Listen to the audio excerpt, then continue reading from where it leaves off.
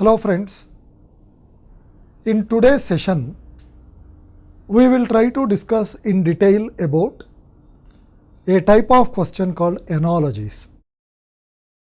In analogy question, the very word analogy comes from analogous. Analogous basically means similar. When two things are similar, we call them analogous. So what is analogy? Analogy is a type of question where you are given a pair of words. From this, you have to understand the relationship between the two words in the question pair. You have to understand the relationship between the pairs that are given as answer options and select an option which has exactly same or almost same relationship. Let's go ahead with one example. So, a question that is given in the exams is book epilogue, and the answer options are limerick, poem, symphony, opera, homily, sermon and symphony, coda. Now, most of the words are pretty difficult to understand because all of them are very complicated words. Let's understand each one of these words. Book. You all know what a book is. Epilogue. What is epilogue? You are reading a novel or you are reading a biography or any book, or many times when you are watching a movie also. Any book or a movie or a story has three parts. Even take my class. I am coming, first 1 minute I am giving a brief introduction, then about 30 minutes or 45 minutes I am giving a main lecture, then in the end another 2 or 3 minutes I am giving a conclusion. So a book or a movie has an introduction, a main part and a conclusion. The introduction part is called prologue, or it can also be called prelude. It can also be called prelude. It is also called preface. It is also called preface. Especially if it is a drama or an opera or any art form, the beginning introduction part is also called overture. What overture means is, in the old days, before the drama starts, there used to be a person called Sutradhar. This Sutradhar will come on to the dais. He will first introduce the different characters that are going to come in the drama and what is a brief story of the drama, and then the actual drama starts. So this beginning introductory part which the Sutradhar does is called overture. So prologue, prelude, preface, overture. These four words mean a beginning or introductory part of something. Main story is main story. Now concluding part is called epilogue. So what is epilogue? Epilogue is the concluding part of a book or a story or a drama. So what is the relationship? Epilogue is the concluding part of the book. We have to select a pair which is the second part is the ending part of the first part. Let's understand these things and how they refer. Limerick, poem. What is limerick? Limerick is a type of poem in English language where it has 4 lines and the last word is always rhyming. That's called limerick. Limerick is a 4-line poem where the last words are always rhyming. Limerick is a type of poem. Poem is poem. Is poem concluding part of a limerick? No. So this doesn't fit. Opera symphony. What is symphony? In Indian culture, we have got certain musical compositions. Tyagaraya Kirtana, Annamaya Kirtan, or Jayadeva's Ashtapadi. These musical compositions in Western culture, Beethoven's symphony, Mozart's symphony. A symphony is a musical composition. Opera. What is opera? Opera is a type of Italian drama in which the story is conveyed through songs and not dialogues. In many movies you might have seen what is called opera. There is a James Bond movie called Quantum of Solace. In this movie called Quantum of Solace, the James Bond and many of the villains are sitting in a huge auditorium, and on the stage there is a drama called Tosca going on. So the Tosca is an opera. Or if any of you have seen an Amir Khan movie called Dil Chahta Hai. In that Dil Chahta Hai movie, Amir Khan and Preeti Zinta go to watch one program in Sydney, and what is happening on the stage is what is called opera. Opera is a type of Italian drama in which the story is conveyed through songs, not dialogues. Opera is the concluding part of a symphony. No, doesn't have a relationship. So this is also wrong. Homily and sermon. What is homily? Homily and sermon are actually synonyms. Homily, sermon have three meanings. One positive meaning, two negative meanings. The first meaning of homily or sermon is a religious or moral lecture. You go to a church, you go to a masjid, you go to a temple. There is a religious person, there is a priest, a bishop, any priest. They give what is called pravachan. They give a religious or moral lecture. That's called homily or sermon. But it also has two negative meanings. Second meaning of these two words is a long, boring, monotonous speech. Why it has taken a negative meaning? Because most of us go to a temple or a church or a masjid for the society.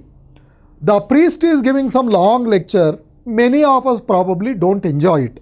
That's why it's also taken as a long, boring, monotonous speech. Third meaning of these two words is a criticizing speech. Why it is given as criticizing speech? Because almost in every religion, what does a religious lecture talk to? First sentence in any religion is, you are all sinners. You all have committed a lot of sins in your past life. That's why you are born as a human being. Tomorrow you will go to hell. There they will burn you. There they will beat you. So 1 hour they will scold you like anything. And in the end they say, if you don't want all these things, believe in my God. So homily and sermon are religious or moral lecture. Second meaning is boring lecture. Third meaning is criticizing speech. Now homily, sermon. Sermon is concluding part of homily. Does it have a meaning? No, because sermon and homily are synonyms. So by design or by default, the correct answer is coda symphony. What is symphony? Already we have learnt symphony is a musical composition. Coda is concluding or ending part of a musical composition. You might have seen in movies or anybody, they are playing piano or they are playing violin. 1 hour they will play and in the end they do. So that concluding part, they will just do this and end. So that coda is the concluding part or ending part of a symphony. So this is the correct relationship. Now let us take each one of the words that we have written and try to learn some more words coming from these words. Let's discuss another question in analogies. Protean, unchanging is the question pair. Toxic, poisonous. Prodigal, wasteful, perfidious, treacherous, artificial, natural. What's the difficulty here? In the question, you know what unchanging is, but most of you probably do not know what protean is. If you do not know the meaning of this word called protean, there is absolutely no way you can answer the question. Let's understand what protean is. Protean is a word which actually came from mythology. What is mythology? Mythology is Puranas. Like in Indian culture we have Puranas, Mahabharata, Ramayana, etc. In Greek and Roman culture also they had their own mythology. In that mythology there was a god called Proteus. This Proteus is somewhat similar to what in Indian culture is called Varuna Dev or Samudra Dev, god of water. What is water? Water doesn't have any shape. If you pour water in a bucket, it will take the shape of a bucket. If you pour it in a glass, it will take the shape of a glass. If you pour it in a bowl, it will take the shape of a bowl. So Proteus was a god who used to constantly change shape, who did not have a fixed shape. One good way to remember this is, in your childhood you might have studied biology. In biology there was an organism called amoeba. What is the scientific name of amoeba? Amoeba proteus. Why it's called amoeba proteus? Because amoeba doesn't have a shape. So that's why that came. So Proteus was a god who doesn't have a fixed shape, who keeps on changing. Protean is anybody or anything that keeps on changing. What is protean? Anything that keeps on changing. So changing, unchanging. What's the relationship? Both of them are opposites. They are antonyms. So the relationship of protean and unchanging is they are opposites. Now in the answers, we have to select an answer which is opposite. Toxic, poisonous. Toxic and poisonous, both of them are synonyms. They are same. Toxic is poisonous. So this is wrong. Prodigal, wasteful. What is prodigal? Prodigal is a person who spends lot of money. Prodigal is a person who wastes lot of money. Where you can spend 10 rupees, you spend 10,000 rupees. Then you are called prodigal. Prodigal is wasteful, wasteful. So these two are synonyms. What is it that we wanted? We wanted opposite meanings. So this is wrong. Perfidious, treacherous. Probably you don't know both the meanings. Perfidious and treacherous. Treacherous comes from traitor. What is a traitor? A traitor is in Hindi dhokebaz. Anybody who cheats, somebody who believes. So I have an assistant whom I believed a lot. That guy tomorrow cheats me. Then I say he is a very treacherous person. He is a very perfidious person. Perfidious or treacherous is a person who does not have loyalty, who cheats a person who trusted him. So perfidious and treacherous are also synonyms. All the three pairs are similar in meaning, but what we wanted in the question pair is opposite in meaning. So the only pair which has opposite meaning is artificial, natural. What is natural? Anything that occurs in nature. What is artificial? Anything man-made. Anything that does not occur in nature. So these two are opposites. So this is the correct answer. Let's examine another analogy question. The question pair says wood splinter. And in the answers, cliff, hill, wig, hair, fire, ash, pottery, shard. This is not a very tough question. This is a very easy question. But the most important thing that you need to know is you have to understand the meaning of these two words, splinter and shard. What is splinter? When you are polishing the wood, when you are trying to make it smooth, sometimes some small pieces of wood come out of it. They are called splinters. So what is a splinter? A small piece of wood. Hill is a small piece of cliff. No. Here you need to also understand what is cliff. Many times in movies you might have seen a situation. The hero or heroine are hanging from here. So this is a very sharp mountain. Bottom there is a valley or something and you are hanging here. Of course somebody else comes in the last moment and saves them. If you are in a very dangerous situation like this, this is called a cliffhanger situation. What is cliffhanger situation? You are in a very dangerous situation. Any minute you may fall or any minute you may come out. I am in a cliffhanger. The cricket match was so good that till the last ball, I did not know whether India will win or lose. I was almost in a cliffhanger situation. So, very risky, dangerous situation. So, what is cliff? Cliff is a steep mountain. Cliff is a steep or very sharp hill. Here, hill is a small part of cliff. Does it have a relationship? No. Hair is a small part of wig. Maybe sir, wig has so many hair. No, true. But splinter is a broken away part. Hair is not broken away part of a wig. Hair is part of a wig. So this is, though sound somewhat close, not really clear.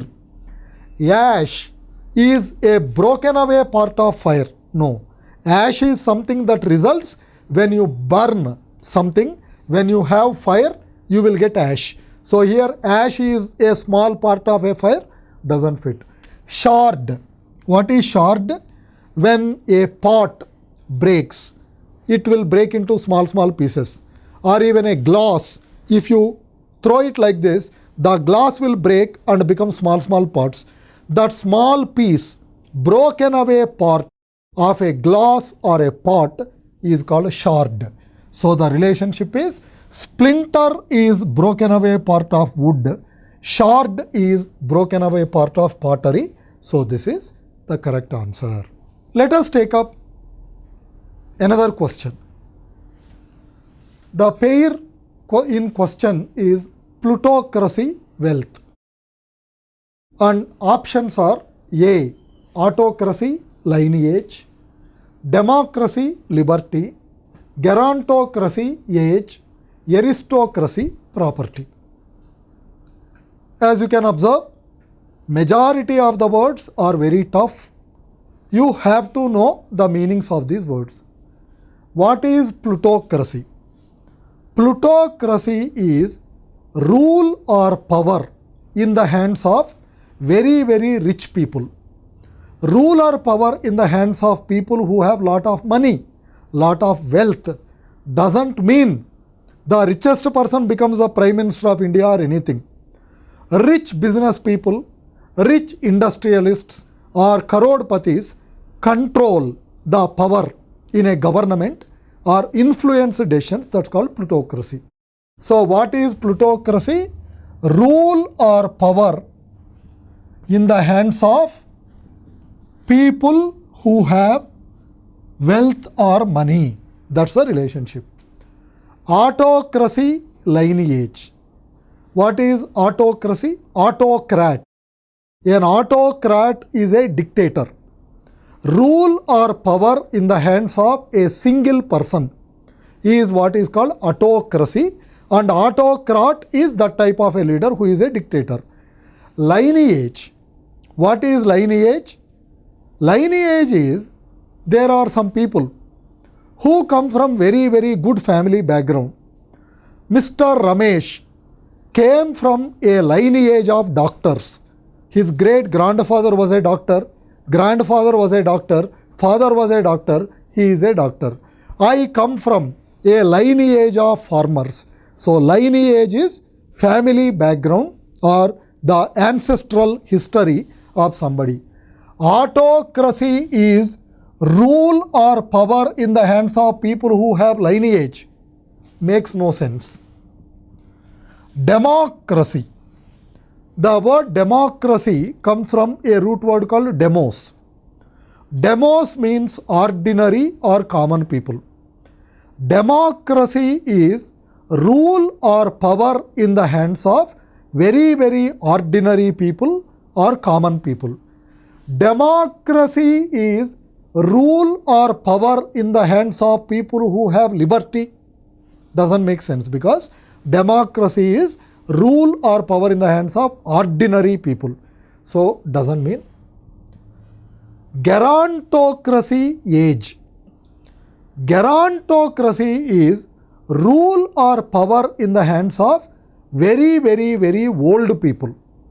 In India, if you are 55 and you tell somebody, hey, I want to get into politics, people say, why? You are so young, no? Why don't you come into politics after 70? Why don't you come in? Majority of political leaders in India are 70 years or above. Even many Asian countries, that's the story. But Barack Obama is hardly 52, 53. Already he is President of America for 10 years and retiring now. So in India and some countries, very, very, very old people have power. That's called gerontocracy. So gerontocracy is power in the hands of people who have age. Seems okay. Let us understand aristocracy property. Aristocracy is rule or power in the hands of land owning classes. Till about 100 years ago, most of the world was dependent on agriculture. India even today is dependent on agriculture. When you go to a village, there is a jamindar. The jamindar has control over a large amount of land. So these type of people who have control over land, they have power. That's called aristocracy. Here, aristocracy is ruler power in the hands of people who have property. The confusion is property. If the word was land, this would have been correct. Property could be anything. I may have a shop, or I may have shares in a company, or I may have gold. But aristocracy is ruler power in the hands of people who have control over land, not property. So this and this, the better answer is this and this is wrong. So the correct answer is gerontocracy age, where gerontocracy is ruler power in the hands of people who are very, very old or people who have age. Let us go to the next question in analogies. The question pair is iconoclast, dogma, and the answer pairs are subordinate authority, maverick convention, coward loyalty, mutineer ideology. Pretty difficult because you have to understand what iconoclast means, you have to understand what dogma means, you have to understand what maverick means, you have to understand what mutineer means. These four words, only when you know the meaning, you will be able to answer the question. Let's understand what's iconoclast. The dictionary meaning of this word iconoclast is given as image breaker or idol breaker. So anybody who breaks idols, a person who breaks statues, a person who breaks the statues of gods, that's what is called iconoclast. But a general meaning is a person who goes against accepted social, religious, moral or cultural practices. How the word comes, I will explain. The word iconoclast comes from a word called icon. What is an icon? An icon means symbol. On computer screen also you have icons. What does a symbol symbolize? You are standing in a temple and praying to God. I came and asked you, hey brother, what are you doing? Can't you see? I am praying to the God. Where is the God? That statue is the God. I say, you are a fool. That's a stone. That's a stone on which we used to play when we were children. That's a stone on which we used to sit and have lunch. That's a stone which we used to use as a wicket and play cricket. Today some Baba came, applied some haldi and kumkum. How can a stone become God? I say, don't talk nonsense. It's my faith. You say, no, it is your superstition. A statue is a symbol. I believe it symbolizes God, but you believe it symbolizes nothing. So I feel it is my faith. You feel it is my dogma. What is a dogma? A dogma is a rigid, inflexible, superstitious belief. A dogma is a rigid, inflexible, superstitious belief. So what is iconoclast? An iconoclast is a person who fights against dogma. In society, different people have superstitions or some rigid beliefs. Iconoclast fights against dogma. That's the relationship. Once we understand the relationship, subordinate fights against authority. What is a subordinate? I am managing director of a company. I have a receptionist. I say the receptionist is my subordinate. Subordinate is anybody who is working below me or under me. Subordinate does not fight against authority. Subordinate accepts authority. So this is wrong. Coward loyalty. What is coward? Darpok. A person who is very, very afraid of everything is called coward. Loyalty. What is loyalty? I have a boss. I am very loyal to my boss. I am very loyal to my father. I am very loyal to my wife. You are very, very sincere in a relationship to your boss, to your superior, to your wife, to your husband, anything. That's called loyalty. Coward fights against loyalty. Absolutely no relationship, because coward is darpok, loyalty is this thing. Mutineer ideology. Mutineer can be understood better if you understand mutiny. Many of you may remember the first freedom struggle in India was something called Sipahi mutiny. So there were some soldiers who fought against British people, which is called Sipahi mutiny. What is mutiny? Mutiny is a revolution, a rebellion. So I organize some people and fight against my boss or anybody. That's called mutiny. Mutineer fights against an ideology. Does a mutineer fight against an ideology? A mutineer fights against something negative. Ideology is a positive word, so it doesn't fit. So the correct answer is maverick convention. But here you have to understand what maverick is. The word maverick actually came from the name of a farmer in America. When you go to America, nobody will ask you what is your daddy. But if anybody asks, hey, what is your daddy? If you say my daddy is a farmer, they think you are a multi-millionaire. Because in America, even if somebody says I am a very small farmer, minimum they will have 5,000 acres of land. There are huge agricultural farms, 1 lakh acres, 2 lakh acres. These are called ranches. So a ranch is a big agricultural or cattle farm. What is a rancher? A rancher is a person who manages this agricultural cattle farm. This person called Maverick, once upon a time, was a rancher in America. He had some buffaloes and some cows and some horses, different types of animals. Even in India, I am a farmer. I have 5 buffaloes. I can recognize which are my buffaloes. 20 buffaloes I can still recognize. But if I have 200 buffaloes, can I recognize? No. So what do farmers in India also do? They take a metal rod. With that metal rod, they make a symbol. Suppose somebody's name is Ramesh. This guy makes a symbol called or, burns it in the fire, and with that hot metal rod, he burns the skin of the animal.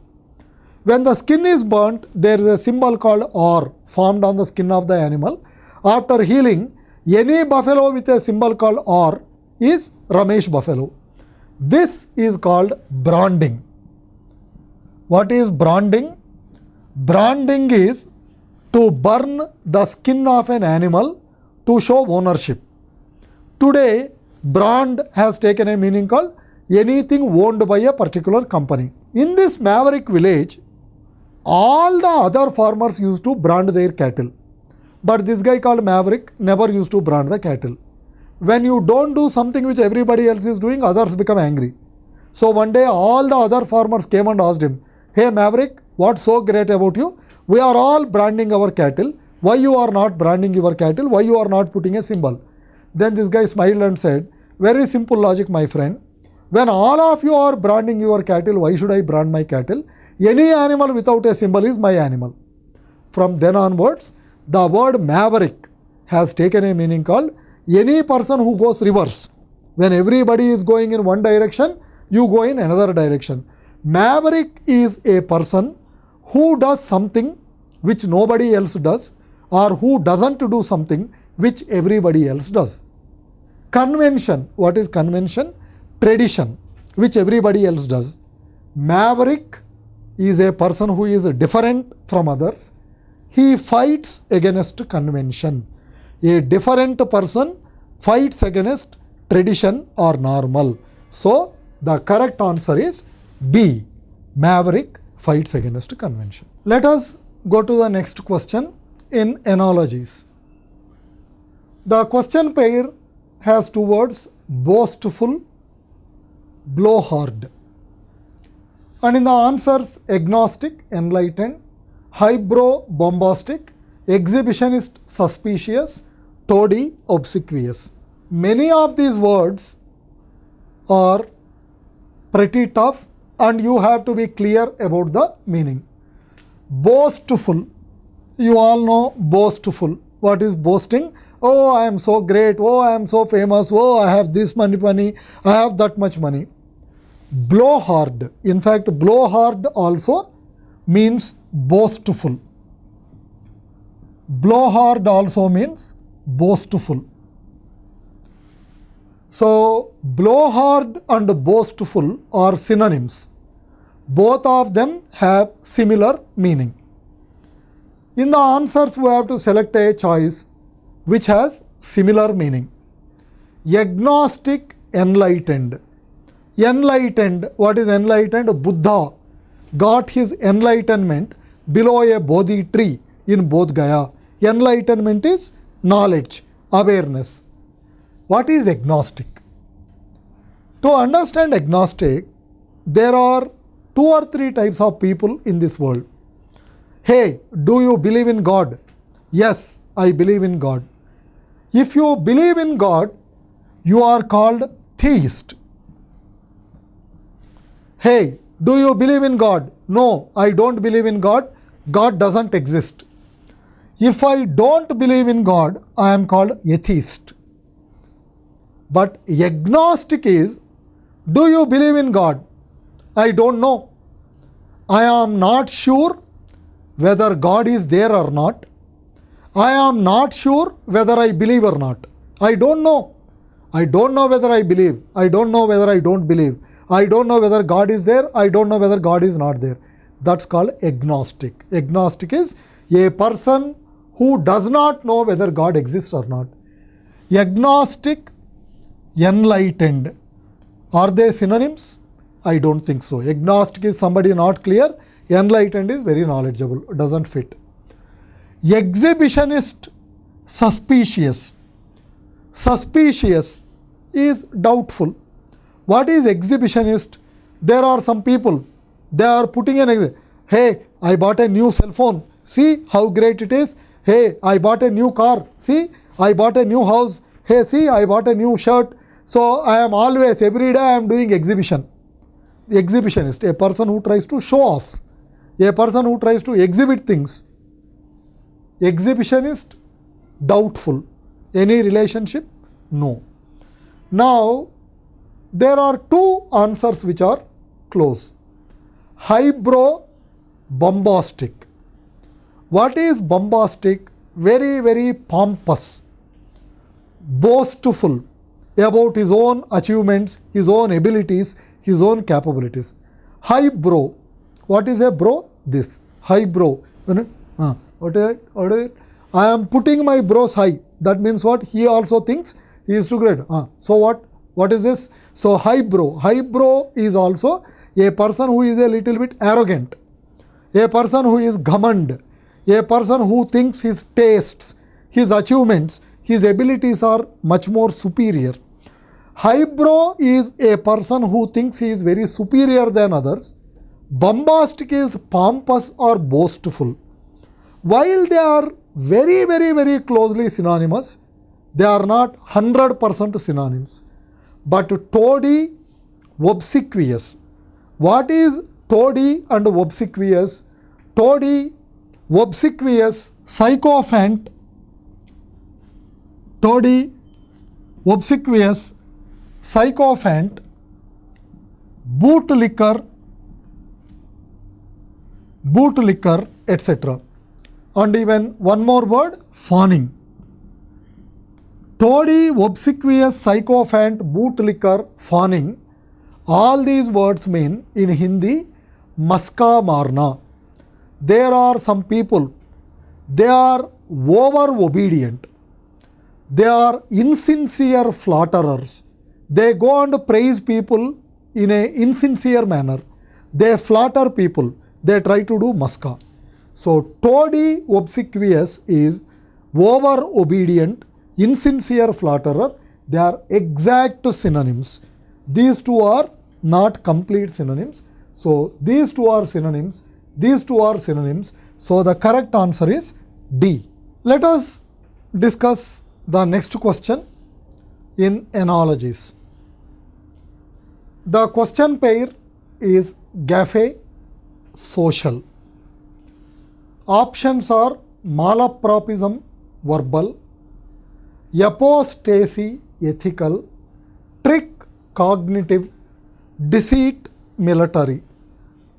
You need to understand the word called gaffe, word called malapropism, word called apostasy, a word called cognitive, and deceit. All these words are very difficult to understand. What is gaffe? Gaffe means a social blunder, a social mistake. You are going to a 5-star hotel for the first time in your life. Everybody is eating with fork and spoon. You do not know how to eat with a fork and spoon. But still, because you want to be like others, you try to eat with a fork and spoon. Suddenly the food that you are eating, some vada or dosa or whatever, jumps and falls on somebody, and everybody looks at you and laughs. You feel very ashamed because you have committed a social blunder. You have committed a social mistake. That's what is called gaffe. So what is gaffe? Gaffe is a social blunder. Gaffe is a social blunder. Now in the answers, we need A is a B blunder. That's what we want. Malapropism, verbal. When we see malapropism, one thing I want to tell, many words, when they end with a prefix called mal, they have a meaning called something negative or something bad. Even the word malaria. In the old days, people used to think malaria comes from bad air. What is malapropism? Malapropism is a verbal blunder. What's meant by verbal blunder? This could be of 2-3 types. I talk very fast. Because I talk very fast, sometimes I mix up the words. Hey, where are you going? Sir, I am going to Sanman Hotel to have masala dosa.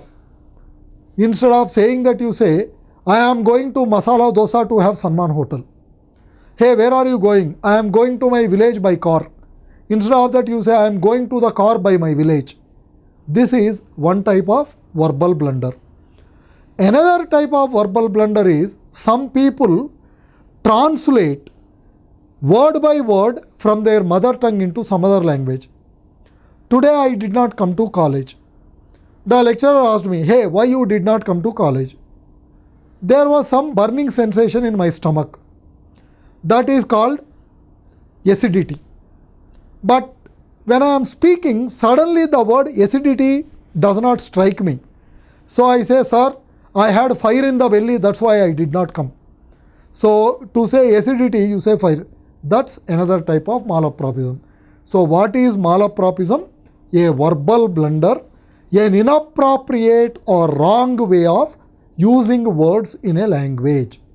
So malapropism is a verbal blunder. This is exact answer. Let us also understand other options. Apostasy ethical. What is apostasy? Apostasy is the noun. Apostate is the person. Apostasy is the quality. Apostate is used to describe a person. These two words, I belong to a particular religion. Let's say I am a Hindu, or I am a Christian, or I am a Muslim. After some time, I change my religion.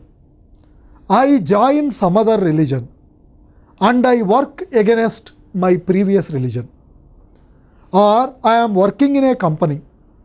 After some time, I change my company and join the rival company and work against my previous company. Or I belong to a political party.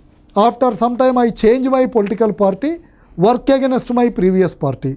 So basically it is what we call a traitor.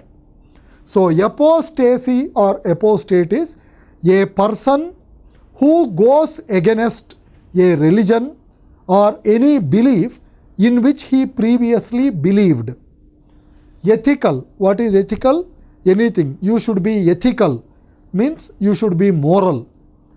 Apostasy is a ethical mistake. Meaningless. Maybe it may be ethical mistake, but not exact. Trick. Cognitive. What is a trick? I know some tricks. That is some tips. But he tricked me. He tricked me means he cheated me. Cognitive. What is cognitive? Cognition is ability to perceive or understand something. So cognitive sense is ability to perceive or understand something. Trick is a cognitive mistake. Doesn't fit. Deceit. What is deceit? Cunning. There are some people who have lot of cunning. I say in Mahabharata, Shakuni was a deceitful person. In that kingdom, so and so was a very deceitful person. He is a person who has lot of cunning. Deceit is a military blunder. No.